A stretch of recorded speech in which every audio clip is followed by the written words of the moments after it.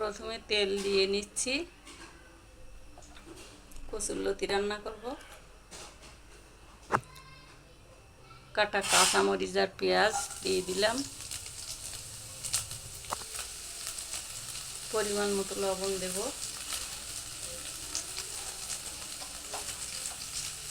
হলুদ দিয়ে দিচ্ছি,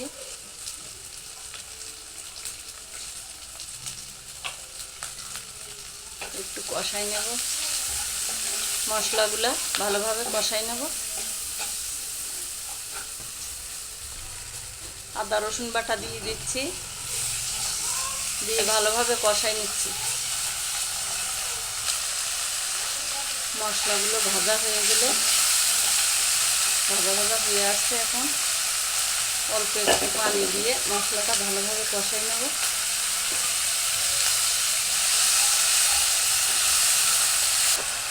প্রচণ্ড গরম, গরমে রান্না করতে আসতে ভালোই লাগে না, তারপরে জীবন বাঁচিয়ে রাখার জন্য রান্না করা লাগে।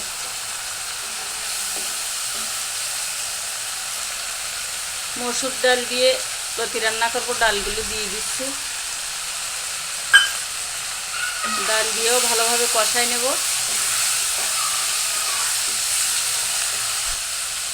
ডাল কষানো হয়ে গেছে, এখন অল্প একটু পানি দিয়ে দিচ্ছি।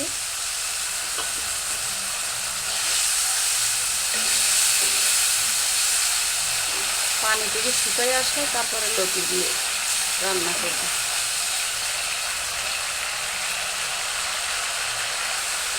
ডাল কষানো হয়ে গেছে, এখন কচুরলতিগুলো দিয়ে দিচ্ছি।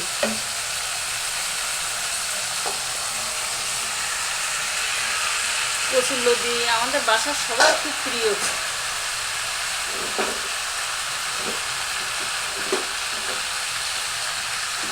চিংড়ি মাছ দিয়ে, ডাল দিয়ে, মাছ দিয়ে যে কোনোভাবে রান্না করলে ভালো লাগে।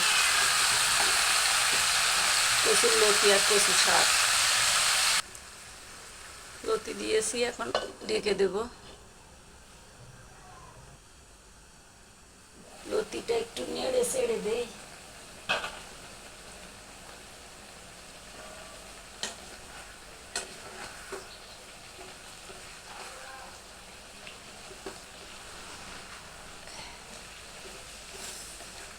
গরম প্রচণ্ড, এই যে মানুষ বৃষ্টি না হলে তো মানুষ বাঁচবে না, এত গরম পড়তেছে।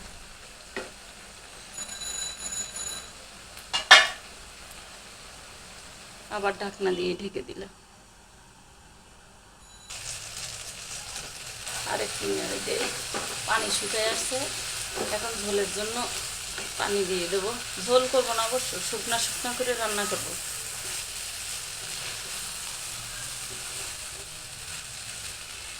লতি আর ডালটা যেন সিদ্ধ হয় এরকম পরিমাণে পানি দেব।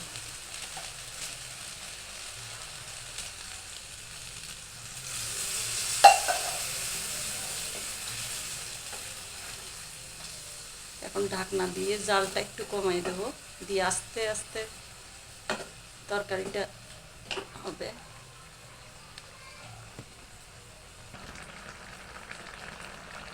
অনেক সময় কচুরলতি আনলে চিংড়ি মাছ থাকে না, তখন আমি মাঝে মধ্যে কচু শাকের মতো ঘেঁটে রান্না করি, ওটাও কিন্তু অনেক ভালো লাগে খেতে। ওভাবে বেশি করে রসুন টসুন দিয়ে রান্না করলে খুবই ভালো লাগে। আর আজকে ডাল দিয়ে রান্না করতেছি।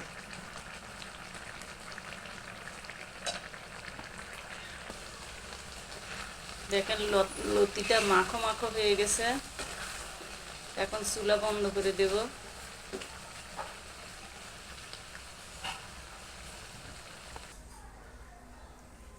এরকম কচুরলতি থাকলে আর কিছুর প্রয়োজন হয় না, এক প্লেট ভাত অনায়াসে খাওয়া যায়।